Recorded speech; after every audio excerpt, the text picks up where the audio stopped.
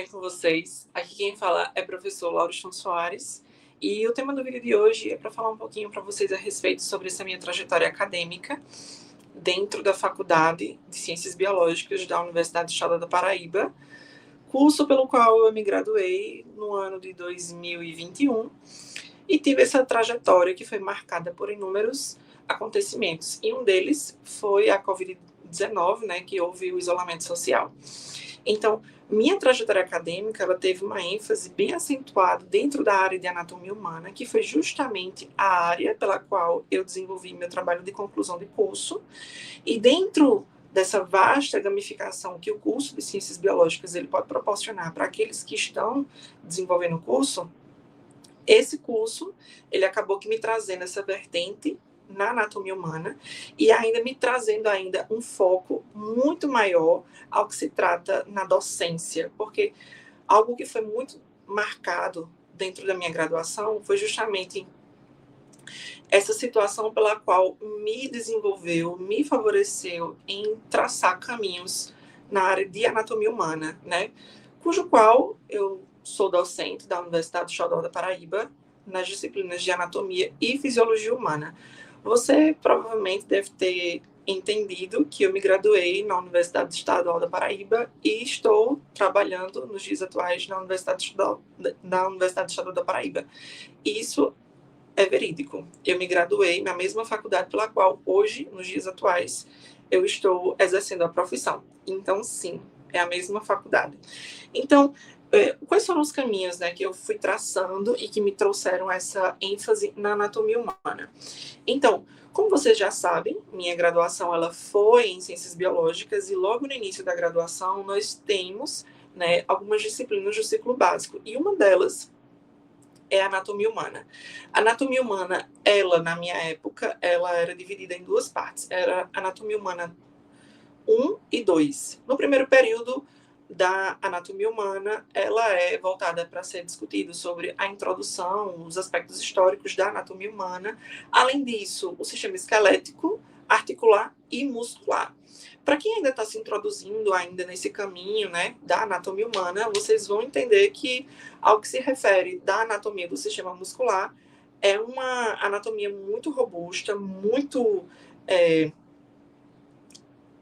ampla, né? Então, ao que se trata do sistema muscular, acabava que tendo uma disciplina voltada apenas exclusivamente, né, que no caso aqui era anatomia 1, né, onde a anatomia do sistema muscular, ela é uma anatomia muito grande, onde a gente fala a respeito sobre origem, inserção, são mais de 600 músculos, com diferentes tipos de vascularizações e inervações. Então, acaba que sendo uma disciplina um pouco mais intensa. Já na anatomia humana 2, que se refere ao segundo período do curso de Ciências Biológicas, é onde fala a respeito sobre todos os outros sistemas, né? O sistema digestivo, urinário, renal, e assim sucessivamente. Então, é uma parte complementar. E, diga-se de passagem, em meu ponto de vista, é essencial esse tipo de situação, né? Onde a grade curricular que eu estava voltada no curso de Ciências Biológicas separava, né, a disciplina de anatomia humana em parte 1 e parte 2, onde a parte 1 era dirigida apenas e exclusivamente ao primeiro período e a parte 2 apenas e exclusivamente para o segundo período. Eu acho essencial porque acaba que o aluno ele tem um aproveitamento melhor da disciplina e não deixa as coisas mais corridas ou até mesmo passar batido algumas nuances ao que se refere à anatomia humana. Levando em consideração, né, que é uma disciplina da área da saúde, todos os cursos da área da saúde têm essa disciplina de anatomia humana, e ela é uma disciplina muito, mas muito difícil quando principalmente se refere a estudantes que estão acabando de entrar na faculdade, né? Então, é uma disciplina um pouco mais intensa ao que se refere para aquele aluno, né, do primeiro período. Então, diante dessa situação pela qual eu me graduei em Ciências Biológicas, eu já tinha em mente, né, que eu queria a área da saúde, já sabia, inclusive, que eu iria acabar cursando outra graduação, que seria a realização profissional. Então, eu acabei fazendo uma pós-graduação em hematologia clínica, e essa pós-graduação, ela foi inserida dentro da pandemia do Covid-19, dentro do isolamento social, e a proposta inicial dessa pós-graduação não era ser online, não era ser desenvolvida de forma online. Porém, né, com a situação que estava sendo desenvolvida do isolamento social, da pandemia do Covid-19, acabou que tendo aí que ser online, né? Não houve, no meu ponto de vista, um bom aproveitamento, né? Já que hematologia se refere justamente a um elemento que vai ser vislumbrado, como é que a gente pode identificar as células hematológicas, como é que a gente pode diferenciar os tipos, os grupos de células. Então, eu acredito que é uma pós-graduação, é um curso que ela deve ser presencial, para que você aprenda na prática como diferenciar as nuances que podem ocorrer, para que você acabe errando nas diferenciações clássicas entre uma célula e outra. Então, eu acho que é uma pós-graduação que ela deve ser unicamente e exclusivamente presencial e não online. De forma online, eu acredito que não houve um bom aproveitamento ao que se trata da parte prática, ao que se parte daquilo que é teórico, do desenvolvimento das células, a sua funcionalidade, das células imunológicas, hematológicas, eu acredito que teve sim um bom aproveitamento. Porém, na parte prática, não.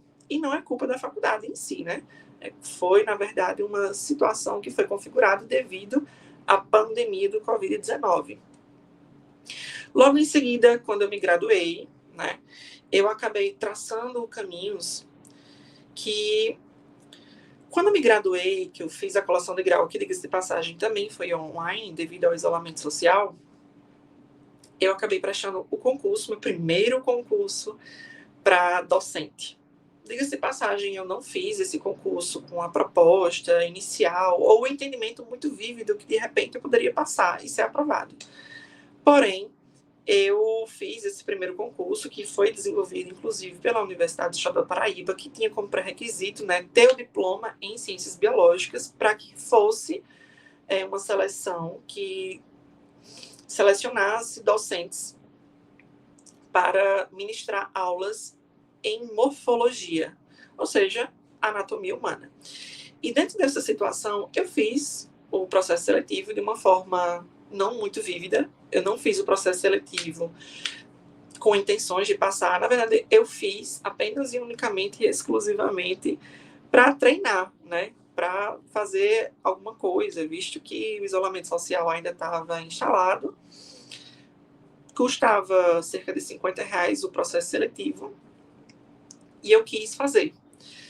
E, para minha grande surpresa, eu acabei sendo aprovado na seleção. Eu fiquei ali, eu acredito, em quarto lugar na prova didática, porque o processo seletivo ele constituía-se por uma prova didática e uma prova de títulos. Essa prova didática, ela, diante da circunstância da Covid-19, ela foi online, e não significa dizer que, pelo fato dela ser online, ela, de repente, seria mais fácil.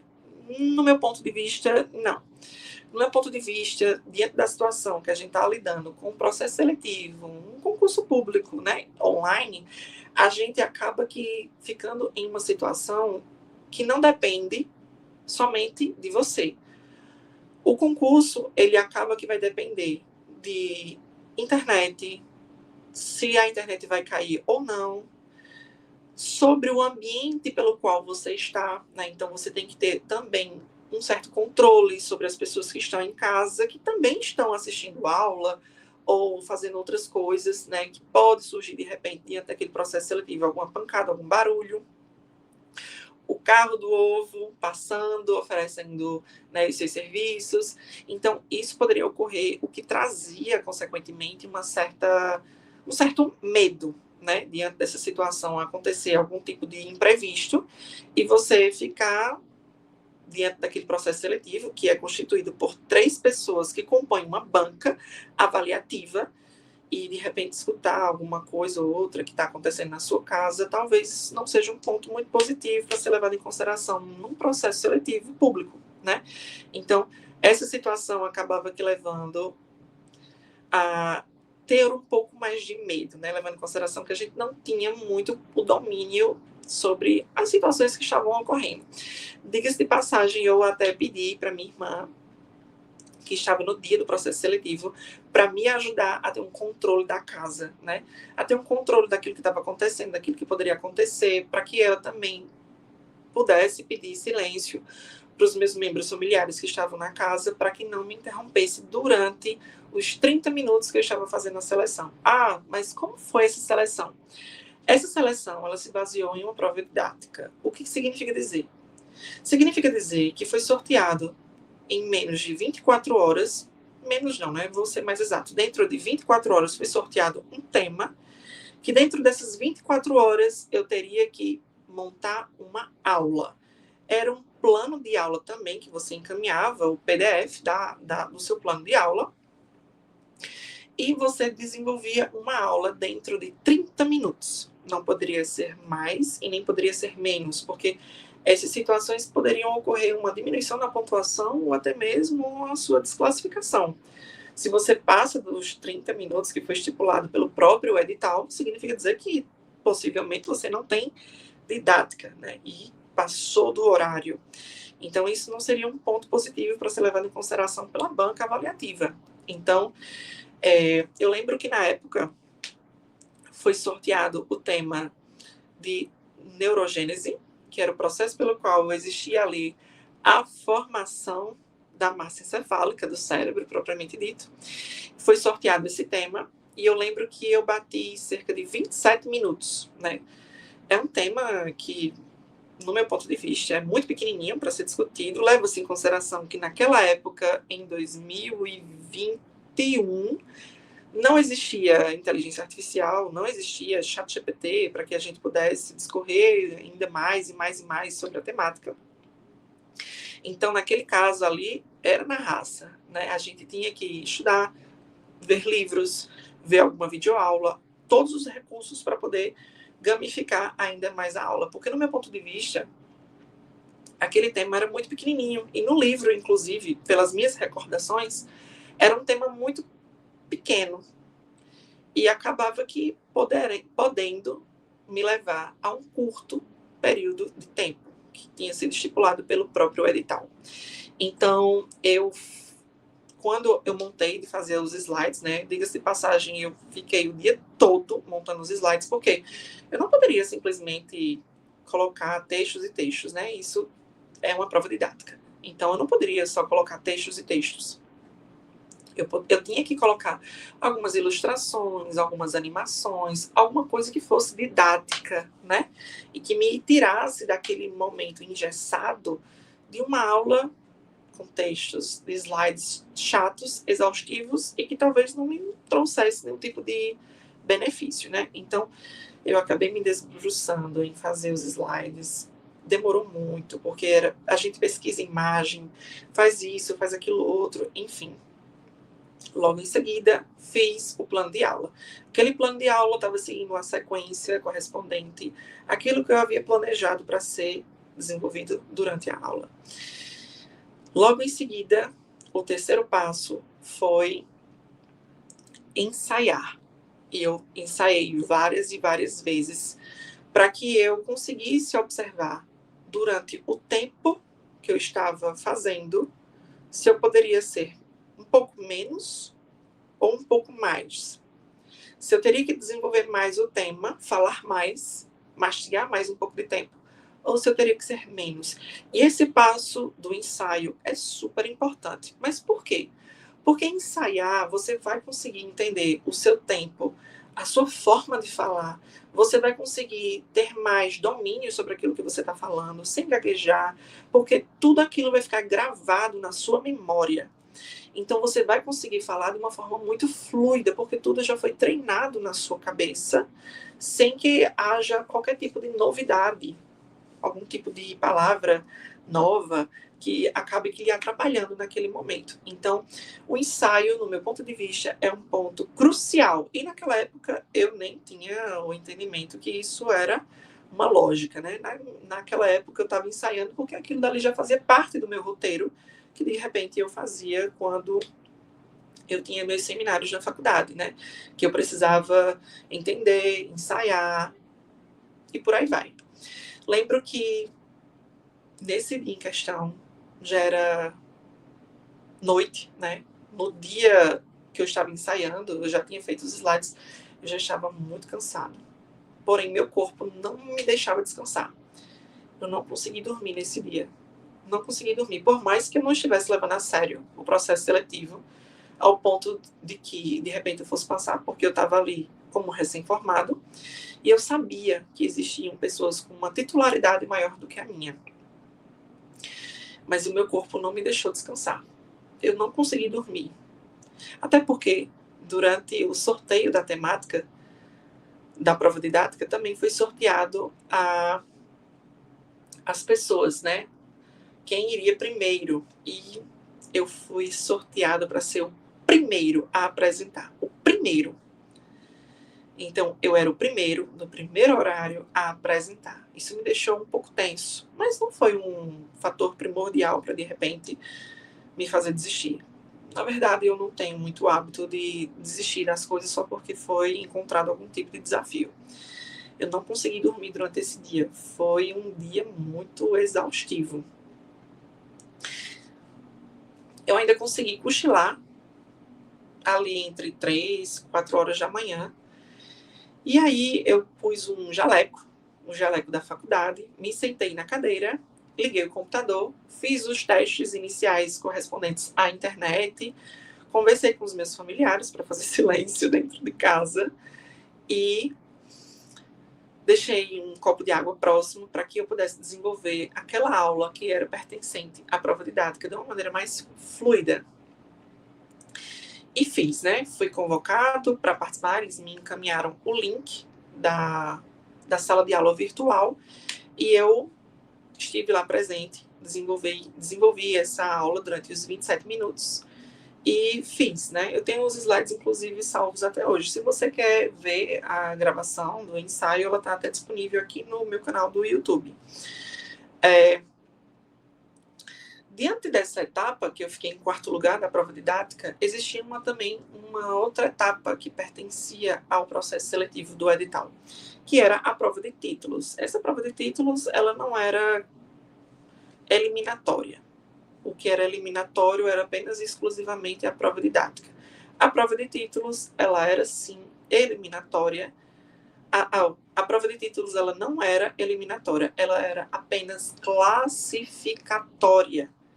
Então, essa prova de títulos, basicamente, a gente tinha que, no ato da inscrição, encaminhar um documento, um único PDF, que nesse PDF iria existir todos os nossos certificados, que inclusive, diga-se de passagem, meu Deus do céu, foi uma loucura organizar todos esses certificados em um único PDF. Por quê?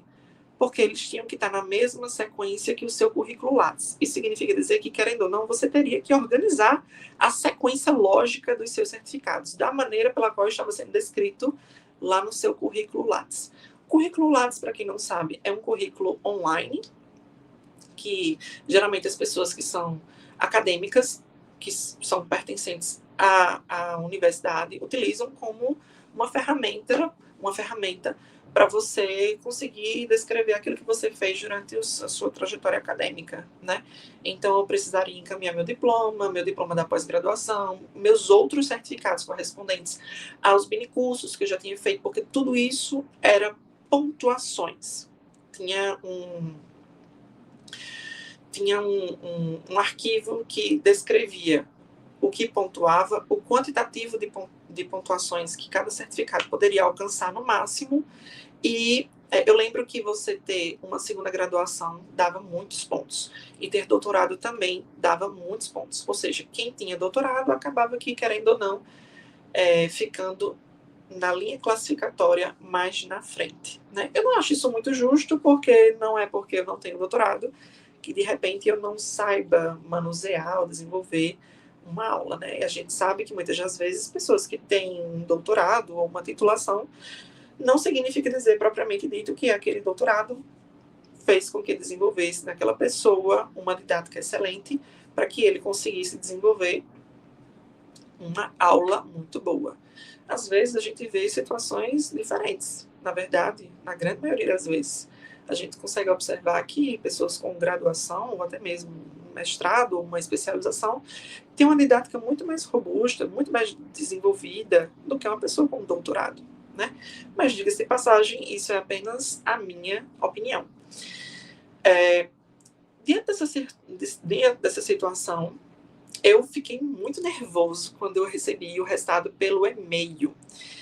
Porque no e-mail estava descrevendo que eu tinha ficado em 11º lugar. Depois eles encaminharam no mesmo minuto uma errata, que seria um PDF com as correções.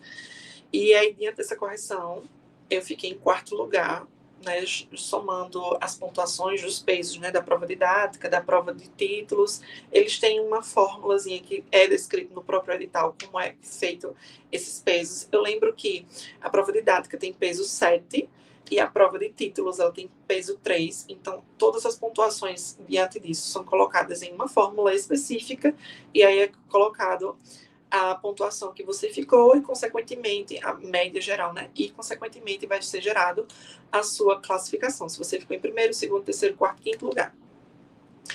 Esse edital, ele contemplava com algumas vagas, né? Eram 2 vagas, se eu não me engano.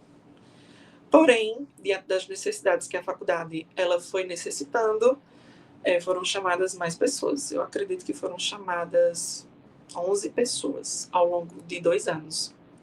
Né? Eu fui convocado 4 meses depois, basicamente, depois que eu fiz o processo seletivo. Eu fui chamado no mês de dezembro de 2021 para que eu começasse a minha atuação no ano 2022. E o período de janeiro, basicamente, foi um período que eu estava reunindo toda a documentação, né? Porque quando a gente passa por um processo seletivo como esse, a gente também tem que ir no médico do trabalho, a gente tem que ter algumas documentações que comprovem a nossa titularidade, e uma delas, que eu estava enfrentando um problema, era o meu diploma. Por quê? Porque o meu diploma ele ainda não tinha sido emitido, porque eu tinha acabado de colar grau. Mas, afinal de contas, o que eu tinha como documento que comprovava? Eu só tinha o meu certificado de colação de grau.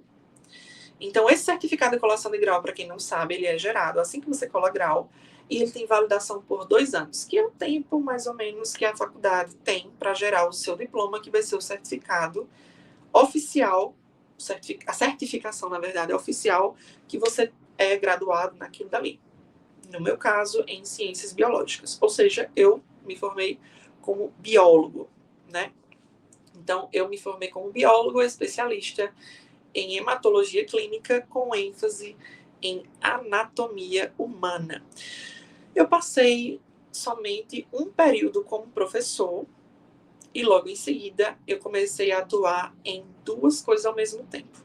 Eu comecei a fazer odontologia numa faculdade, na mesma faculdade, inclusive, que eu tinha me graduado em ciências biológicas, e eu também fiquei atuando como professor da Universidade Estadual da Paraíba. Ou seja, em outras palavras, eu fiquei como aluno e professor da mesma faculdade que originalmente eu tinha me graduado.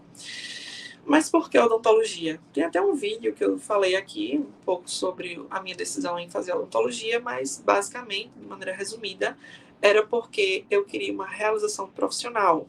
Não significa dizer necessariamente que biologia não me trazia realização profissional. Ela me trazia sim. Eu sou muito feliz como docente.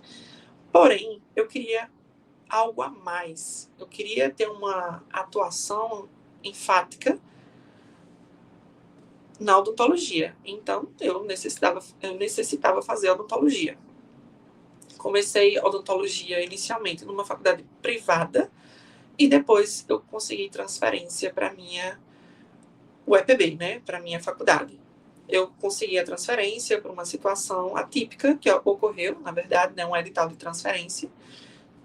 Eu aproveitei a oportunidade que foi um colega, professor, lá da Uninasal, que me informou que estava tendo esse edital de transferência, e eu fiz a minha inscrição. Então, diante disso, né, eu me tornei professor de anatomia e fisiologia humana da Universidade Estadual da Paraíba, logo quando eu me graduei em ciências biológicas. E foi um pouco desafiador, porque naquela época eu já tinha sido monitor de anatomia humana, né? Eu tinha algum embasamento, eu tinha muito embasamento, na verdade, sobre anatomia humana, só que eu nunca tinha enfrentado um componente curricular sozinho. Então, eu tive que, nesse momento, me reinventar. Eu tive que me reinventar várias vezes para conseguir entender muito mais sobre a anatomia humana e fazer com que essas disciplinas elas conseguissem serem concluídas, né? Sobre o tempo, sobre tudo. Porque eu comecei dando aula em enfermagem, farmácia e também em odontologia. Então, eram 3 cursos com cargas horárias diferentes. O que deve ser abordado no curso de farmácia? O que deve ser abordado no curso de enfermagem? Então, como essas cargas horárias eram distintas, por exemplo, em enfermagem eram 6 horas semanais, em odontologia era 5, já em farmácia eram 4. Então, eu tinha que desenvolver métodos e uma linha de raciocínio para cada curso diferenciado. Então, isso foi um grande desafio para mim. Então, tudo isso, essa minha paixão por anatomia humana, aconteceu durante uma monitoria que eu fiz em 2018. Eu fui monitor de anatomia humana durante o ano de 2018 e depois eu fui monitor também de anatomia humana no curso de odontologia. Então, eu fui monitor, né, de anatomia e isso me despertou muito desejo por anatomia humana e principalmente pela docência. E eu queria porque queria ser professor universitário. Então, eu tive também outros mecanismos que me levaram à docência.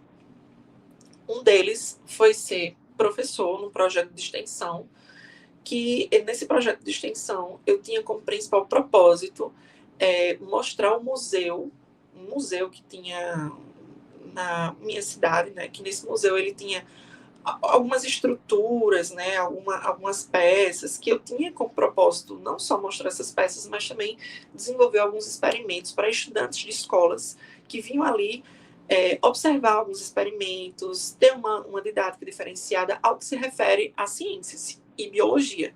Então, eu fiz vulcões, né, os vulcãozinhos de barro, fiz alguns experimentos que envolviam física, biologia, enfim.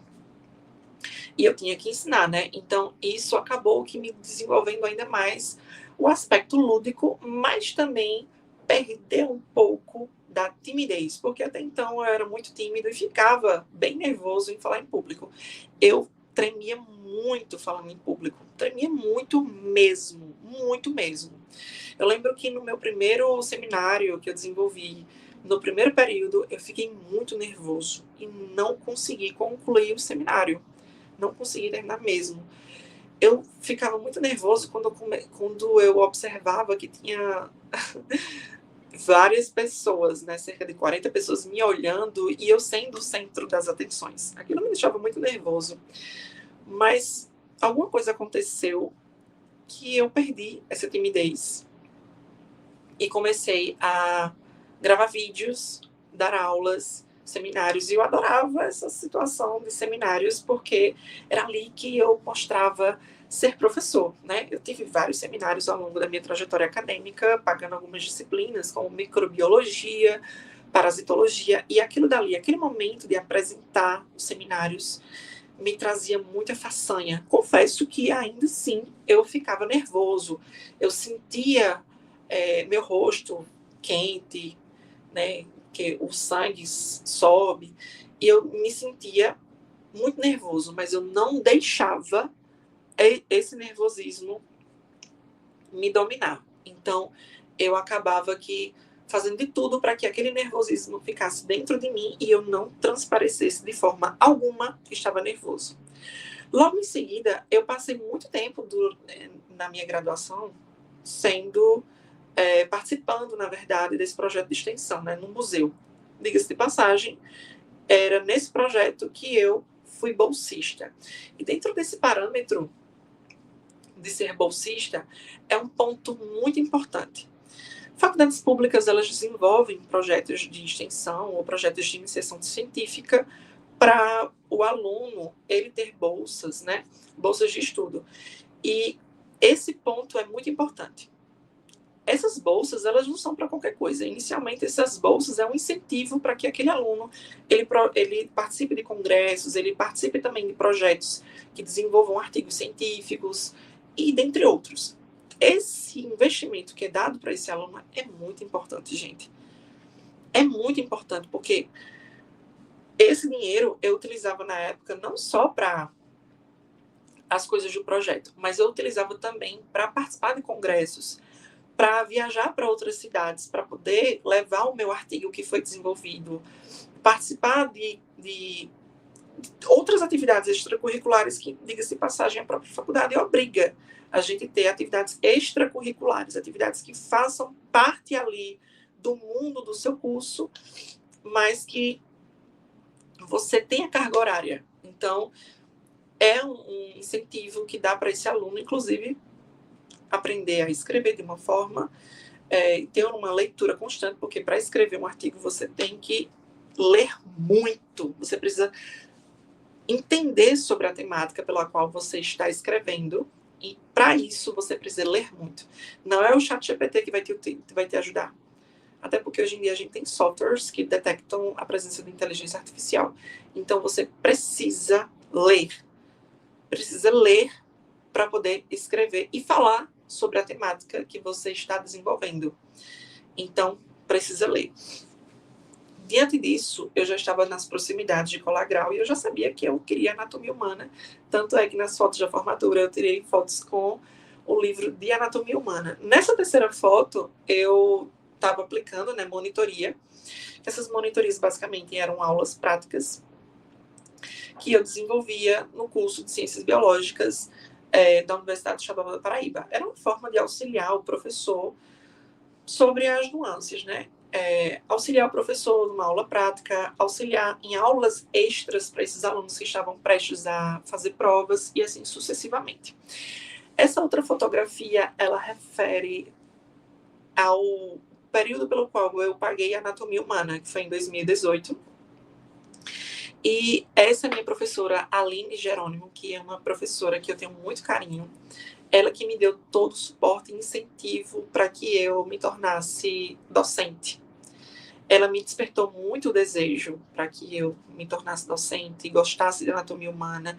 E ela me deu todo o gás e incentivo para que eu tivesse amor pela anatomia humana.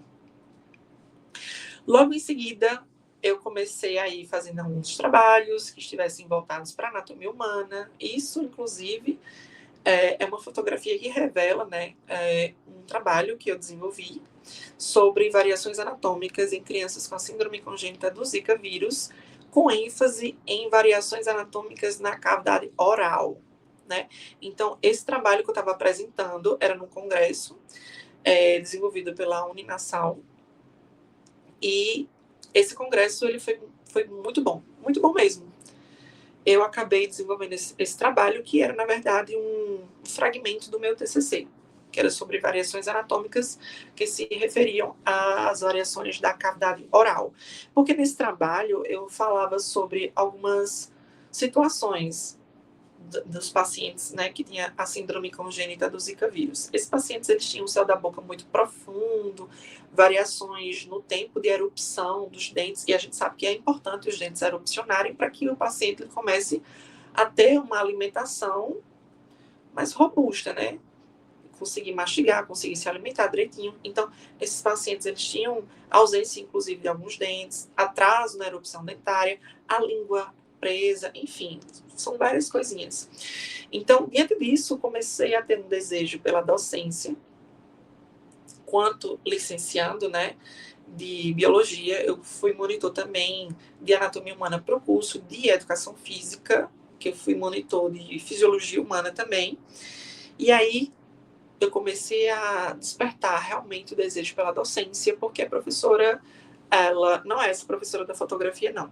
Nessa fotografia, eu já estava como professor, né? E a professora que está do meu lado, ela é outra professora de ecologia. Ela foi uma professora que me acolheu muito durante a minha jornada como professor da Universidade Estadual da Paraíba.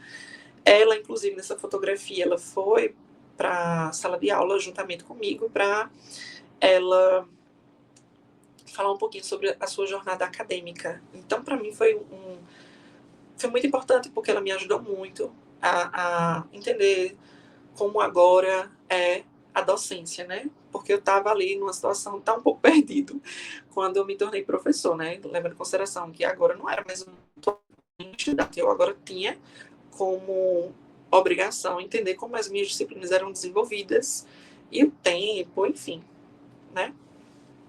Tudo isso vai desenvolvendo ao longo do tempo. Então, minha paixão por anatomia humana, ela continuou mesmo depois da conclusão da minha disciplina lá da graduação. Eu ainda continuei estudando anatomia humana, mesmo depois de ter concluído a disciplina e mesmo depois de ter concluído o curso.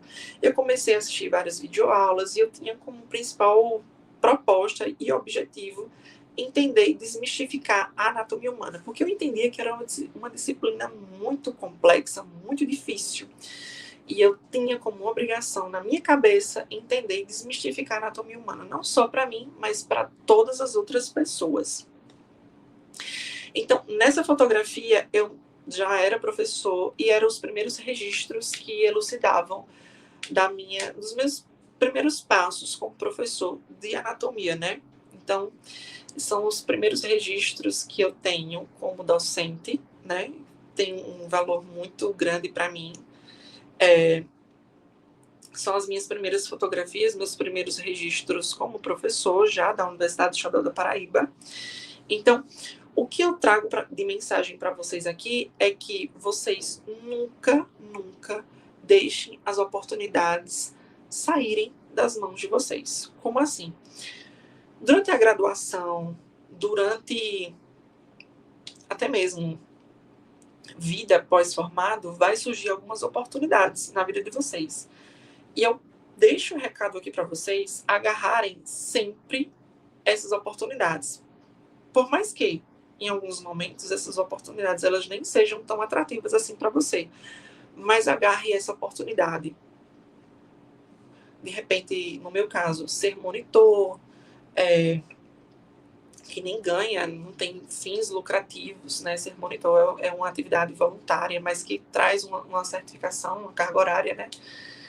No meu caso, fui monitor, lecionei, inclusive, em alguns cursos técnicos da vida pós-formado, né, que não trouxe um rendimento lucrativo financeiro tão interessante para mim.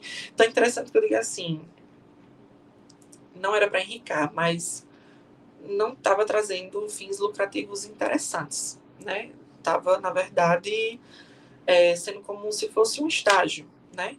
Mas, diante disso, eu desenvolvi ainda mais manobras para conseguir lecionar, né? Ter uma boa didática, falar bem, transparecer o conteúdo de uma forma mais fluida e assim sucessivamente. Então, são oportunidades que vão surgindo em sua vida e você tem que aproveitar da melhor maneira possível. Não deixar essas oportunidades esvairarem por aí. Então, diante disso, né, durante a minha graduação em Ciências Biológicas, eu ainda fiz alguns estágios em laboratório. Eu fiz estágio no laboratório de ecologia aquática, no laboratório de ecologia de peixes, onde eu analisava o conteúdo estomacal de alguns peixes a nível laboratorial e eu observava aquilo que estava sendo desenvolvido, né? O que os peixes comiam? Mas por que eu precisava saber o que os peixes comiam? Porque através da dieta dos peixes, do conteúdo estomacal que eu encontrava, eu poderia perceber qual era a qualidade de água que estava sendo proposto no rio em que aqueles peixes estavam situados. Por exemplo, se eu encontrasse microplástico, então eu poderia inferir que aquele ambiente aquático tem a presença de plástico e eu tenho que entender qual é o plástico. Se é o plástico de rede, de pesca, se é plástico de poluição, e como é que eu vou saber? Através de uma análise, que vai ser outro tipo de análise, para identificar o teor de poluição daquele ambiente, né? Que inclusive eram ambientes de estuário, né?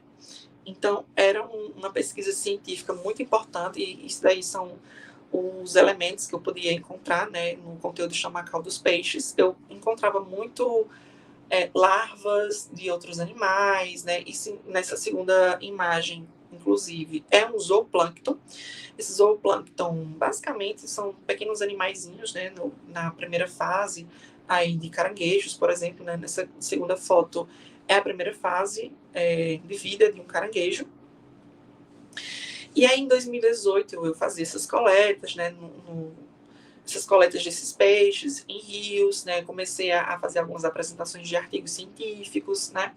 Então, isso tudo era incentivo que a própria faculdade me fornecia para que tanto eu atrelasse a docência como a pesquisa científica, né, para que eu desenvolvesse um pouco melhor essa questão de falar em público, conseguir ler mais, né? Inclusive essas iniciações científicas, elas têm fundo financeiro, né? Então isso acabava aqui trazendo aí algumas questões para que o próprio aluno ele consiga desenvolver as suas pesquisas científicas e ter ainda mais incentivo para a docência ou até mesmo para a sua própria profissão. Então eu cataloguei aí muitos trabalhos que foram publicados, muitos artigos científicos que foram publicados ao longo aí dessa jornada. Eu tenho 12 trabalhos, nos dias atuais eu tenho muito mais, né? Mas eu tenho alguns trabalhos que vocês podem, inclusive, olhar no meu currículo Lattes. Eu espero que vocês tenham gostado do conteúdo de hoje.